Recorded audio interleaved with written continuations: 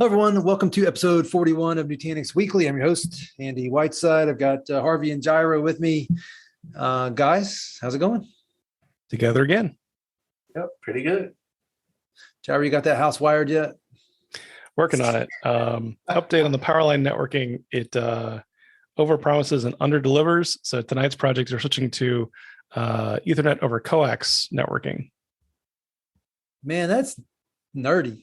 Oh, yeah. No one in the audience is surprised. Literally, the conversation that we had just before you got on, it was literally just that. I can tell you, I've always wanted to try both of those, but I've always been like, it ain't worth my time. I'll Wi-Fi it. Yep. Well, I'll report back, I guess.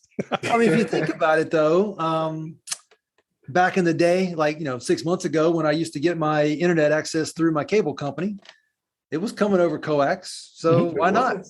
Yeah. Yep. And apparently, from what I can tell, the kind of Achilles heel for a lot of power line networking is it works great when you have single phase power, but when you have three-phase power, like in the US, a third of your outlets, you have three silos in your house, right? So crossing those is very problematic. Yeah. Well, that's not how that goes. Yeah. Probably not worthy of setting up a Nutanix cluster over, or maybe it is. I don't know. I if you do that, that really would be nerdy, right? You put a node in different rooms and do it over coax. I mean, if I had one, I would. Those cost a bit more than $100. Yeah. Well, how much do those cost each? The coax adapter. These were like $140 for a pair. So per pair. Yeah. Interesting. Okay. So if I was in a house I was going to live in for a long time, and it was it's this versus get out the drill and fish tape, it'd be these all day long. Yeah. Well, Harvey, right? When you're living in 5,000 square foot houses, you have these problems. That's a joke. Wait, who's doing that? I don't know who's doing that. It ain't me. My wife and I, we watch this show right now called Selling New York, and this from 10 years ago or more. And these, 3,000 square foot apartments are $30,000 a month places. And holy cow. My wife said, who could afford that? I was like, there's people out there. Right. And I'm more like, wow, a 3,000 square foot apartment. Yeah. One of them had a pool. They had a pool in it. Wow. All right. We've been rewatching all the Spider-Man movies, and some of the older ones, right? Like the Osborns having a penthouse, but we say penthouse, but it's just a house sitting on top of a skyscraper, right? It's got a backyard and stuff, and it's multiple stories. Wow. That's crazy. Wild. All right. Well, let me share my screen here. We chose to do a blog today entitled First Foundation Bank Case Study by Sean O'Dowell from December of way back in 2021. Jirah, what led you and Harvey to pick this one? I like this one because it it underlines, it resonates. Other buzzwords here. It speaks right to what you and I both spend time telling our customers about around what are the benefits of adopting Nutanix and what does it do for your life, your day to day. What's the experience of we used to do this and we got Nutanix and now we do that, and how different those are. How good life can get, how easy it can get with that transition. Well, I'm glad you pointed this one out. I mean, I want to go through it. I also just thought of 4 banks I need to reach out to and show them this case study where we're having this exact same conversation, but they don't know because they're not, they haven't done it yet, right? You don't know until you do it. And then all of a sudden, but if you have somebody else who's done it and can testify to it, that's a great way to start. Turns out the entire world is not a Nutanix customer yet, so job's not done yet. It's also not flat. Did you know that? Oh, yeah. Turns out. It's kind of oblongs. No, I'm just kidding. So, all right. So, Harvey, I'll ask you to do it then. Help the intro here. Tell us about this bank. What was their business? What did it look like? Well, so this one is about First Foundation Bank, which you've talked about. They apparently are a pretty nice sized bank. They have in here 7.7 billion in assets, support customers and employees at 23 locations, personal banking, business banking, private wealth management, trust services. So they've got a lot going on. And they wanted to look at Nutanix to help them build out their infrastructure and move away from using a traditional SAN environment for virtual desktops. So that's kind of where they started. And so, yeah, I mean, like when I hear somebody talking about trying to implement desktop virtualization on a SAN today, I mean, it just feels wrong. But that's how we did it. It seems like 1,000 years ago. I remember, several gigs where it was like, we want to do this, come in and scope it out for us. And it's like, well, you're going to need, you got to add this shelf of disks and this size and capacity, and you only put desktops on them, and they'll be full of SSDs, and it'll be crazy fast. It'll be maybe underutilized on capacity, but we'll throw hardware at the problem, right? Pretty much. Continuing down that aspect as well is, the theme of throw hardware at the problem is everything before was absolutely over provision, and hope you never make it to what you provisioned. Well, and it's just like you guys were just saying, they buy all this big stuff. They take days, if not weeks, to get it all set up, and then they probably never get it all used before it's into life, and you need to replace it. Right. And what's weird, and it's like the more I talk about that and the more I talk about it with customers, it's like the weirdest part to me is that was always the goal, was always to buy more than you would ever use. That just doesn't sound right to me at all. Yeah. Well, it's interesting. This just occurred to me. You mentioned, Harvey, 23 locations, right? So back in 2010, that was like, it's still a lot, but it's almost like the pain points from back then are even more amplified today. Now your employees are in 230 locations, right? Right. And each one won't by themselves probably. Right. So that need for meeting them where they are and giving them a better end user experience is actually even stronger today than it was back then. They even have some idiots trying to run their networks over coax in their house. Yes. Well played. Oh, Jirah, I trust that you are doing network testing and making sure that it's really not, got interference. And that was when I noticed that my gateway was 17 milliseconds away. I'm like, well, that doesn't sound right. So, off to do my investigation I go. I did an implementation for a small consulting firm, 20 years ago now, almost 15 years ago now. I didn't work there long. And one of their customers was a architectural firm, and we were having all kinds of issues, and I just could not figure it out. And then one day I did a test on the connectivity back to the patch panel, and it was horrible. I mean, it was all kinds of interference. The packets couldn't hardly make it. A lot of dropped packets. And I said, man, who did this? Who put this? Who wired this place? And the guy, Billy Bob, we'll just call him Billy Bob. He just looks at me and said, I did it. And I'm like, oh my God, now I know the problem. Gotta love it. Well, at least we know Jirah's actually doing network testing because he's on the podcast with us right now. If he drops out, we know what happened. You have one of those little testers to plug in at both ends? I sure do. At my last house, which was pre-built with Ethernet wiring in the walls, I re-terminated more than a few of the plates in the rooms. Yeah. Those little connectors are hard to put on correctly. I mean, once you know how to do it, you know how to do it. But yep. I screwed up more than a few when I did it. Oh, for sure. That was my summer job in college. Yeah, I was helping rewire one of our buildings on campus, and I learned a lot. Your little fingers were all raw and bloody. Oh yeah. That just reminds me of crimping network cables, and I'm all done. Next topic. That's why we're all much more focused today on virtual networking and overlays, things I can do with my keyboard. Woo, yeah. All right. So the last section, which is really the payoff here, talks about, fast forward to today. They bit the bullet. They led with technology that I wouldn't call it bleeding edge. I wouldn't call it cutting edge, but it wasn't mainstream. Now it's mainstream, and the promised benefits showed up early, showed up often, and are still there today. So let's just kind of talk through. So Harvey, let's take maybe the first one. What's the first one saying? Well, let me highlight a couple lines back toward the end of that first paragraph. Shortly after Nutanix was installed, the IT organization experienced a dramatic 40% reduction in infrastructure management time. I don't know if we've ever talked about how the management time gets reduced. Oh, you just always talk about for your sanity or you can sleep or something. That's right. For your sanity, absolutely. You can sleep, 40% longer from what I hear? You get to decide what you do with those hours. No, that's wild, right? I mean, imagine it's almost like a 50% headcount increase, yes, right? Yeah. That's wild. I mean, I can't say that I'd be upset with 40% more sleep, though. That actually sounds pretty attractive right now.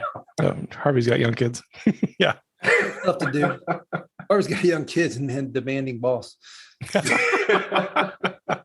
Same attention span from both. I found out the other day Harvey's only 40, right? Harvey, 40 years old? Yes. Yeah. I didn't know how old he was. I was like, man, I get to ride you for a long time. He all of a sudden became part of my retirement plan instantly. Nice. Meanwhile, Harvey will start campaigning for mental health benefits at XenTegra. Yeah, let's don't do that. All right. So now do we want to jump in? I spend less time looking at our infrastructure. Yeah. Like I'm just envisioning some guy just standing there looking at the rack all the time. That's not what he's talking about, is it? So no, although that there could be an argument for that too, since you now get visibility into that from within the console. No more red light, green light. Let me go see what's blinking or flashing. You can actually see that from the management console. But overall, I imagine what he's talking about more so at this point is that, not only the fact that everything is, up and working and at his fingertips, but, there's just so much less that you have to deal with and do because, where before you had a SAN that you managed separately from your compute resources, everything's all together here. Same for all your virtual networking and, firewalling and things like that you want to put in place. All of that stuff is in one spot. And so because it's working well and because you have to spend so much less time actually managing those things individually, you have more time to do all of the other things that your users and your business leaders expect you to be able to do and accomplish. So more time for the IT guy to go do other IT guy things. Yes. Yeah. No, it's true. I mean, I said all the time, like, what is the value of getting to that project backlog list, right? Because everybody's got one. It's always kind of embarrassingly long, but getting to it, feels so much better for the business, right? Getting stuff knocked out. Well, and then that talks to the next two items, really, which is enabling the business to go do more things that the business is supposed to be doing, like extending their territories and coming up with new strategic growth initiatives supported by, or maybe even led by, or both, technology. Yeah, I mean, ultimately, same conversation. You want the technology to become invisible to the business, and it's not something that stands in their way. It's something that enables them. And so being able to take what you have and being able to expand that out to more locations, being able to be fast enough to get the infrastructure up and running for when the business needs it, it stops them from being handicapped by technology. And at the end of the day, that's what the IT department's supposed to do. That is absolutely the entire purpose of the IT department. I've got to think that branch expansion, capturing more territory. I mean, it looks a lot like probably M&A activity, right? Like it's all about synergy, doing more with less, speed of deployment, speed of spread. Right. Yeah. Has anybody told all the IT guys that it's not just about IT, it's actually about the business? Yeah. It's an empowering feeling, right? To be in a place where when the business brings you a problem to solve, you can say yes and get it solved, right? Versus having to hem and haw about, but this and but that and but the other. Absolutely. Yeah. Well, and I haven't said this in forever, but my slogan at XenTegra with our solutions that we represent, Citrix, VMware, Nutanix, iGel is to be able to tell a customer that no matter what meeting you're in next, your answer to the business asking you to be able to go with them or lead them or both is yes. Yeah. That's fantastic. I came up with that myself. Yeah. Kind of. Actually, I saw it. Oh, all right. I'll tell you a story. Ready? Ready. So Citrix at one of their conferences way back when their slogan, and this didn't last long, and I loved it actually, was yes. We enable you to say yes. That's what we do. Yes. Yep. And I was excited by that one. And on the way home, I had to fly through Dallas. All right, this is a funny story. You ready? So I had to fly through Dallas, and there was a billboard of Citrix, and it said something like enabling you to say yes. That was the billboard. It actually wasn't a billboard. It was on the side of the wall in Dallas on the way home from that conference. And I was so excited to see it. And I'm standing there looking and staring at it. And all of a sudden this guy was like, "Hey, what are you looking at?" I'm like, I'm looking at it, and I look down, his wife's sitting there breastfeeding. I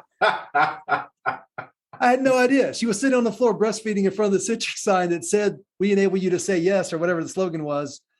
And I'm just standing. I mean, I literally for 30 seconds, I'm just standing there, just staring. I'm staring at the sign. And then he says something. I look down, his wife's breastfeeding. I'm like, "Oh my gosh, sorry, man." Yeah. He said no. Said, "Not here, buddy. Don't say yes here." That's hilarious. I'll never forget that. So the last call out here is about cost savings, which we've talked about a few times. You don't have to overbuy. You can get away with underbuying. You can do what's right and underbuy. You buy just a little more, something you can grow into. Harvey, I think you might have been involved in one of the last 3-tier rollouts that we didn't sell. Another company sold, EMC. And it just so happens we found out later that the EMC rep and the CTO were next door neighbors. So it was going to happen no matter what. We couldn't stop it. Yeah. And by the time they rolled out the half of the desktops they planned to roll out, the stuff was old and ready to be replaced. It just doesn't make sense to 3-tier architect things. And Nutanix proves that over and over again. Yeah, I hate to harp on it again, but it doesn't make sense to just box yourself in. You have to give yourself the flexibility. Yeah. And when you are working on a technology that ultimately, in the next 5 years, 6 years, whatever, will go end of life and you can no longer use it. And the only way that you can then replace that is with something brand new of the same sort, same type, but then, having to do a big lift and shift, it's kind of set up from one place to the other. That isn't the way anymore. Yeah. And that what we've said forever at Nutanix, but now we have customers that have been running it long enough that it's a reality to them. Right. That easiest refresh you've ever done to add nodes, expand a cluster, eject the older nodes, and that's it. There's no step 3. When it comes down to software is ageless, right? Hardware is very much time gated. And Nutanix is an easy way to square that circle, right? Make that work together so that, you just seamlessly change those tires while you drive down the highway to move from these 4 old nodes to these 3 new nodes or whatever it is for your business. Dramatic simplicity. Yep. Agreed. So this actual line here, it does talk about what we were just talking about there, but it also calls out the thing that I think is probably the smartest thing Nutanix did in all this, because it was game changing in the perception of how you adopt that cost-effective model. And that is to come up with your own hypervisor to run on top of this workload or run as part of this solution. To be clear, you can very much run VMware, and that's where Nutanix and their storage hyperconverged came from, VMware vSphere, ESX. But when you also factor in that in many cases, certainly for desktop workloads, you don't need the hypervisor cost. It just made that cost savings concept versus 3-tier even more compelling. Yeah, right. More saying yes. When you don't have a requirement for something more complicated, let's go with something simpler, right? Natively managed, flat out less levers, knobs, buttons across the board. Yeah. And Jirah, I think I did this to you last week on the last one we did. What workloads do you think don't belong on hyperconverged Nutanix? these days? And then I'll ask the same question around the Nutanix hypervisor. Oh, on Nutanix for storage and then on Nutanix for hypervisor? Yeah, two-pronged question, right? You have AOS, the storage operating system, hyperconverged in nature. Yeah. And then you have the Nutanix hypervisor. Are you guys running a situation where one works, but the second one is not supported? Or is it in most cases both? I can't think of anything off the top of my head that would be like not supported from the storage layer, but would work on the compute layer, right? Like apps that would be that specific are pretty few and far between. Plenty of apps, right? They definitely, of course, would just say, all we've tested on is vSphere, right? And that's, I can't fault them for that, right? That, of course, market share, I understand that from a software publisher perspective. But in general, most of them just care about the OS they run on, and that's it. But yeah, so nothing in the category of like certified for vSphere, but not certified for Nutanix storage. I can't think of anything in that category. Some things that simply just don't do enough qualification, right, to test hypervisors or know do they care. And honestly, what app does? It's always about app to OS, and then OS to hypervisor is really the comparison there. But it's sometimes customers don't fully understand that, or they want a full stack sign off of interoperability. We're also getting better with that. I mean, we run every month. I turn around and we've jointly qualified a new like Cisco virtual appliance. Those have been kind of some longstanding asks from the field. Mm-hmm. Of course, the headline right last year from OpenShift as well. So really those dominoes are falling.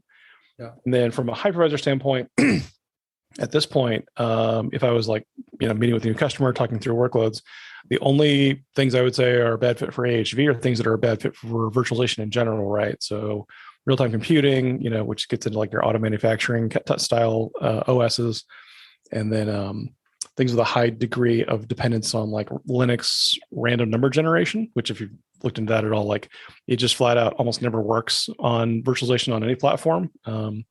Random number generators, I don't know why. I should do some more reading on this. Just don't flat out work well in VMs, but so those often need to go on to bare metal, but that's it. So things that I find don't work well on AHV just don't work well in virtualization in general, right? And there are increasingly small number of workloads every year that still might need to be a good candidate for bare metal. Yeah. I think the one you mentioned there at the end, the idea that you have a virtual appliance that either isn't supported or doesn't have the drivers built into it for AHV, which AHV is based off of Ubuntu, or which type? Yeah, so a lot of our stuff runs CentOS, CentOS. And then the virtualization management layer is derived from KVM. Yeah. Oh, KVM. I'm sorry. I don't know why I didn't get. I don't know why that. No, all good.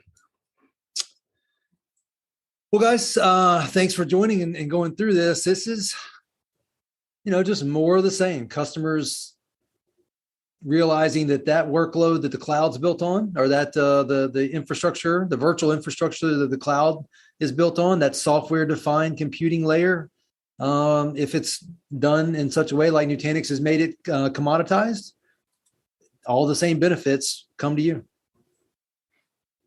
Yeah, that ability to get cloud-like inside the firewall and outside the firewall, very powerful. Yes. Harvey, anything you want to leave us with? Go out to the test drive site, take a look at what Nutanix has out there for you.